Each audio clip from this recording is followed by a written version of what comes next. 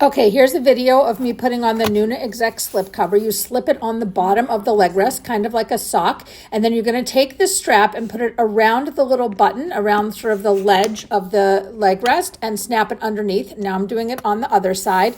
And now we're going to do the part that goes behind the back, and this is where I think the most confusion is. What you want to do is you want to kind of unsnap the fabric that's behind the child's back and pull it forward. Pull the buckle through it like I'm doing in the video. And now you take the slipcover. It has a thick elastic band on the top, and you're just going to put it around that fabric and snap that fabric back on. You'll have to make sure the straps are out of the way, and you'll snap it on either side. So the top of the slipcover is essentially like behind the child's lower back.